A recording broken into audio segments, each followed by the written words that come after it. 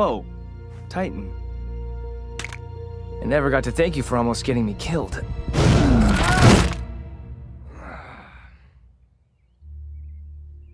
What happened between us last time was nothing personal. Didn't mean for it to get that rough for you. This week, we see just how fast Mark and Eve are moving in a new relationship. Speaking of fast, we see Debbie tries to come to terms with Oliver trying to be a normal kid. Meanwhile, Titan refuses to take threats from the leader of the Order, and in doing so, he puts his family at risk and finds out why dragons are so threatening. Now, even with this week's inclusion of a dragon, this felt like a very grounded and rooted episode with some really interesting character development, which we'll be discussing in today's breakdown and review of Season 3, Episode 5 of Invincible. Spoilers ahead. We open this week's episode with Titan with his daughter as they prepare for a day while sharing some family time together. Now, as he walks her to school, we see the level of respect and somewhat of fear that he exudes in the community that he's been able to make more safe. Now, even though he has a reputation to uphold, we see that he's still a very attentive and caring father as he drops his daughter off at school. I can't stress enough how much of a fan I am of the Titan character. He feels like a really cool mixture of a less violent version of Kingpin meets Luke Cage. I really like his motivations and how they stem from him wanting to protect his family and his community, but he has to play in the gray areas where he sometimes has to work or be a villain in a way to do so, as we see that in this episode as he has to deal with the Order. Now at the prison, we see it's lunchtime and Multi Paul sees this as a perfect opportunity to make his escape from prison. Now, as the guards leave, we see Paul duplicate so many versions of himself that the cell begins to overflow and the door can't stand the amount of pressure that his duplicates are applying. Now, as they pile up and begin literally crushing each other and the bodies stack up and the blood's everywhere and eventually breaks the door down, but not before leaving a carnage of Paul's to do so.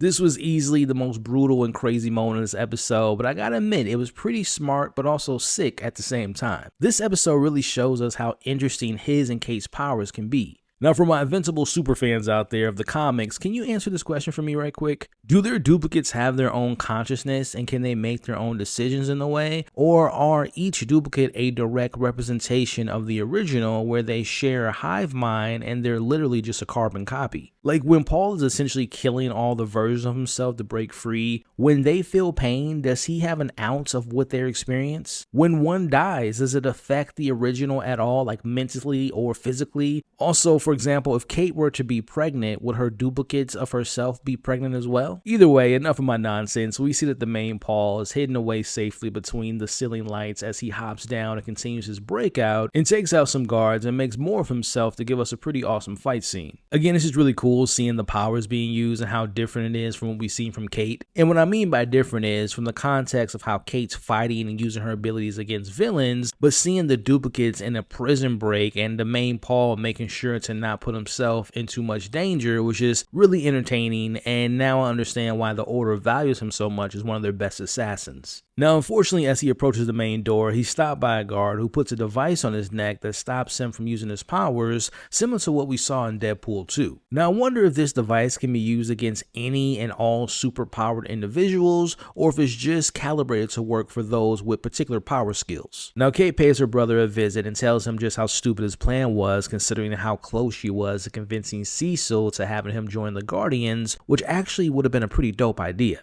Now, this failed prison break will cost him more years on his sentence, but he's convinced that it's just a matter of time before the Order breaks him out because he's too useful. Now, we watch as the siblings argue over how they've been used for most of their lives as weapons, with Kate working for the government, obviously with the GDA, and Paul with the Order, but this heated exchange cools down when they stop to remember their childhood and how their father raised them, or more or less how they raised themselves, as their father is having his birthday this week. Now, that leads us into a flashback to us seeing just how exhausted it was to have kids with their abilities, and as we can see, it looked like he was almost brain dead while watching over his kids. Now, unfortunately for Kate and Paul, the government found out about their powers and removed their father from the situation and made Paul and Kate into the government's tools to be used. Now, Paul holds their father accountable for what happened to them, as we see the night that Paul escaped, leaving his sister behind for a life of hit jobs working as an assassin. Now, back to the present day conversation between the siblings, Paul knows that even if he wanted to change and leave the Order, he tells his sister why leaving isn't an option. Now, these are the types of subplots I really enjoy and love about the world of Invincible. Now, I can understand how someone like Paul, who was raised to be a weapon, can go down this path of becoming a villain,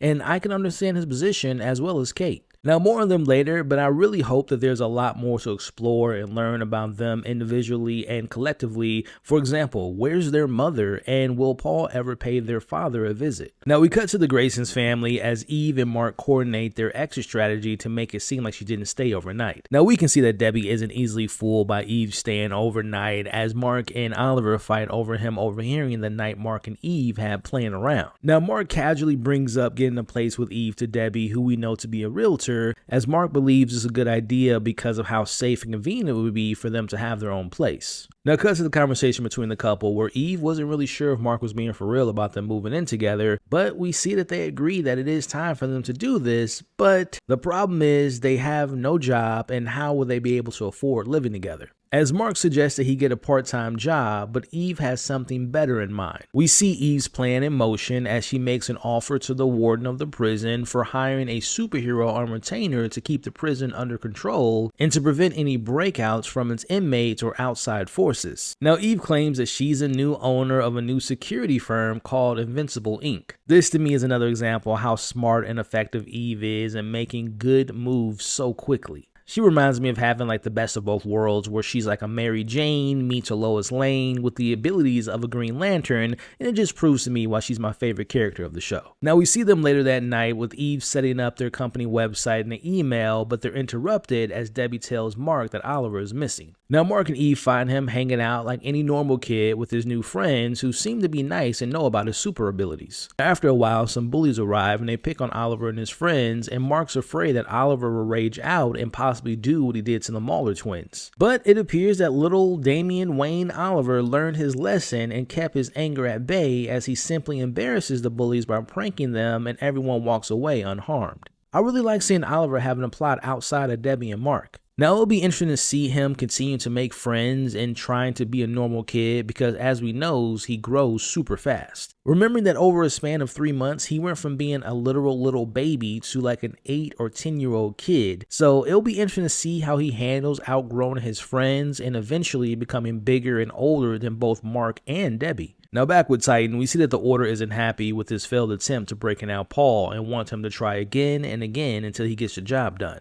Now, Titan tells the leader of the Order that the timing isn't right, especially after getting word that it appears that Eve's pitch worked because they hired Invincible to secure their prison. Now, the leader of the Order doesn't care for this new prison guard dog, and he gives Titan 24 hours to break Paul out of prison, and if he doesn't, we see him casually name drop Titan's daughter and knows that she's selling cookies at school, meaning that he's got his eyes on his family. Now, this threat causes Titan to immediately rushing to check on his family and sees that they're okay for now, but learns that Lee Yu's recently paid a visit to her school and he was the one that bought her cookies, and now he knows and understands the seriousness to the Order's demands and now has to come up with a solution. Now, Isotope tells Titan that Paul isn't the Order's only assassin, they're just testing their limits with Titan and seeing if he does what they tell him to do and he stays in line. Now, a lot of their members or people that they do business with won't fight back to the Order, and the ones that have tried to fight back don't survive, especially when they meet Lee Yu's other side. Now, catching up with our other heroes this week, we see Rex makes his move to impress Ray by cooking her dinner. As I said in my previous videos, I think it was just a matter of time before they got closer. Now, I'll be honest, watching them so far this season, I'm liking this development between the two characters. As I've said before, they seem to have a lot in common, especially after almost dying last season,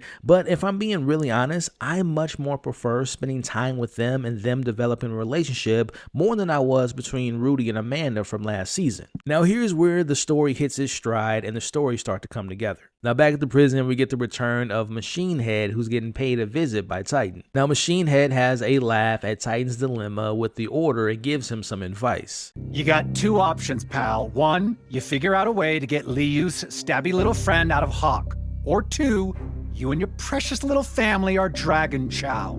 That's it. That's all. Make a choice already. As it appears, Titan and Machine Head have come up with some agreement to take care of Lee Yu's situation, and it'll benefit both of them. Now, Mark tells his mom about what he saw Oliver doing the night before, and we see that Debbie's torn about Oliver having friends or not, because on one hand, yes, it's great for him to grow, to have friends, to have his own life outside of the house, but on the other hand, things could have went south if he decided to hurt those bullies. Now, this conversation is cut short because Invincible gets his first call from the prison about an attack. Now, we see that Titan's the one attacking the prison, prison as he's about to throw a car at guards, but Invincible arrives just in time to catch the car, and he's about to thank him for their last encounter by punching him, but he stops after Titan removes his rock-like skin and he apologizes to Invincible. Now we see Invincible has grown up since the last time they met because he isn't falling for the same story he gave him last time, but Titan assures him that it's a matter of life and death, as we get a nice little funny callback to seeing Invincible flying with Titan in his arms. Now Titan takes the opportunity to show Invincible the new and improved community under his watch, as he tells Invincible what he's up against. You heard of the Order? Or Mr. Liu? No? They're a global crime syndicate. Superpowered. He's their leader and can turn into a dragon. A big dragon. And if I don't break Multipaw out from prison, they're gonna kill me and my family and do it themselves. Again, we see Invincible is being really stern about his ways and how he wants to conduct himself as a hero, as he stands by his decision and he won't allow Titan to break Paul out, and he's about to take Titan in, but he runs off and manages to escape by disappearing in a crowd of people dressed just like him. Now before moving on, I have a question for you all in the comments. What would you do if you were in Mark's shoes? Do you allow Titan to break out Paul, who's a killer and fell at your new job, and in return a community continues to thrive? Or would you allow the Order to do what Titan said he's going to do to his family and still plan on breaking out Paul and risk losing the community's safety? Now we see Mark is torn about what to do with the situation with Titan, and we see Eve reminds him that yes, Titan is a lesser of the two evils, but he's still a bad guy and Mark made the right decision. Meanwhile, we see the Titan's time has ran out as Liu has arrived. Now Titan stands his ground and orders Isotope to take out Liu, but he gets betrayed by him as he's working for him now for the sake of staying alive. The leader of the Order keeps his promise, and we see his dope transformation as she shows Titan his other side and turns into a dragon. We see Titan's strength isn't enough to fight a dragon, as his protective shell is broken and he's thrown out of a window and believed to be dead, as the dragon heads to the prison to break Paul out. As this leads to Mark getting the call again from the prison, and Eve joins him as they team up for the first time as a couple. Now this leads to this week's big action set piece where we get a dragon versus Invincible and Eve. I've said it once and I'll say it again, ever since we got Eve's solo episode, I've just loved seeing her in combat. As we see her and Mark make a good team together as she turns herself into a weapon as Mark throws her into the dragon, which leads into a pretty cool double punch from the literal power couple. Now, meanwhile, the device that depowered Paul is down as Paul and the others try to escape, but Eve uses her power to lock them back into their cells. Now, Paul is wanting to fight her one-on-one, but we get this really cool moment where he tries to avoid her blocks that she's building, but she creates this like Minecraft block house and locks Paul inside, or at least she thought she did, as we see the real Paul wasn't the one that got captured. Now, outside, Invincible isn't faring well in his fight versus a dragon as he gets bitten in the chest and he's badly wounded, but he's got more fight in him. As we know, Invincible's gotten stronger this season as he gets the dragon to fall and smashes his head in, and he thinks he kills it, but you cannot kill what I am made from. Eve, I might need you here. Now during all this, we see Machine Head is broken out of prison by Isotope, who transport him back to his own stomping grounds to get rid of Liu's literal bodyguard, leaving Lee's body vulnerable. Now this obviously shows that this was a part of the deal that was made between earlier with Titan and Machine Head, as the dragon's just about to eat Invincible, but it vanishes, alluding to Machine Head shooting and killing him. Now we end this episode with Mark and Eve successfully getting paid, thinking that they kept Paul behind bars and the inmates, but Mark is still upset by the situation and tells Eve that maybe it isn't time for them to move in together. Now Eve isn't mad and again shows that she's emotionally mature and actually wants to slow things down a bit. That right there is why I think Eve is just the best. Now, granted, I think she would have moved in if Mark would have never said what he said, but deep down, she knew that things were definitely moving way too fast. Now, inside, we see Debbie is open to Oliver experiencing what it's like to be a kid, and she's also happy to learn that Mark is going to be staying home for now. Now that the leader of the Order is gone, we see Machine Head now is taking his place as a leader, and we also see him meeting with the other members, which includes Embrace, Face, Set, Octobos, Red Eye, Slaying Mantis, Walking Dread, and War Woman 2. Now, just as the meeting is gearing up, we see Titan walks in to set some new rules. Now, he wants to keep his own territory and they can get the rest, and he wants to also be out of the Order, and surprisingly, Machine Head accepts his offer, but not before telling him, Backstab me again and I'm gonna drown you in your kid's blood. while I tear off your wife's skin and eat her heart.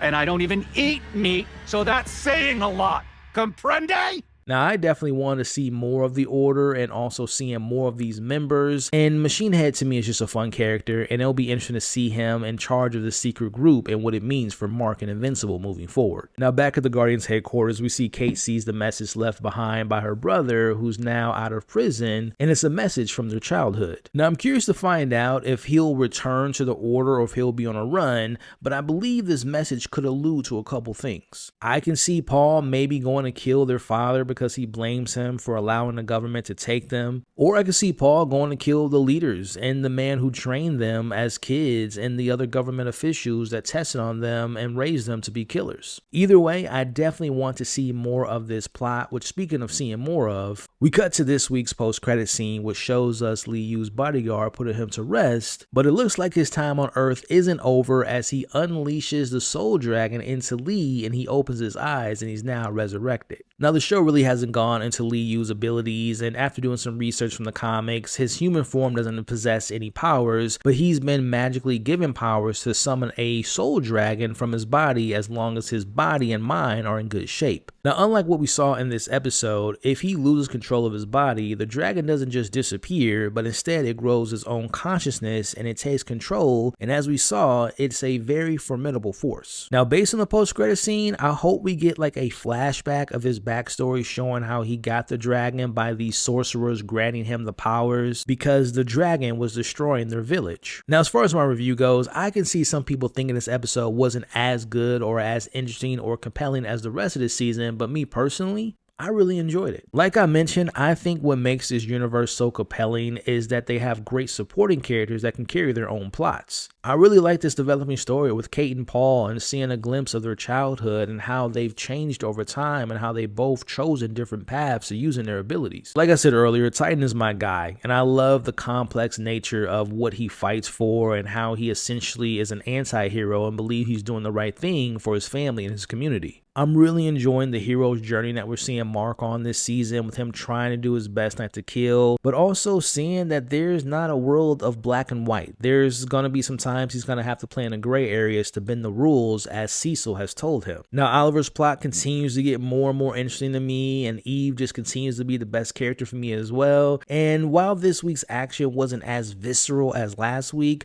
I really love dragons in any capacity, so it made for some really fun moments. This will end my recap and breakdown of episode 5 of season 3 of Invincible. Again, an episode filled with exciting supporting subplots that I really thought worked in this week's episode. Now, if you want to check out my reactions to the highlights of this episode, they're available to watch on the channel now under my Invincible playlist. And my favorite part of covering the show every single week is reading you all's comments, so please share your thoughts below. What'd you think of this week's story, the action, the characters, and also what theories do you all have as far as what's going to happen next? Let me know your thoughts in the comments below. If you enjoyed today's breakdown, I would love if you all can hit that like button as well as sharing this video. And if you enjoy what you've seen, if you haven't subscribed yet, consider sticking around by subscribing to the channel today. Don't forget, you all are awesome, stay safe, and I'll catch you all on the next video.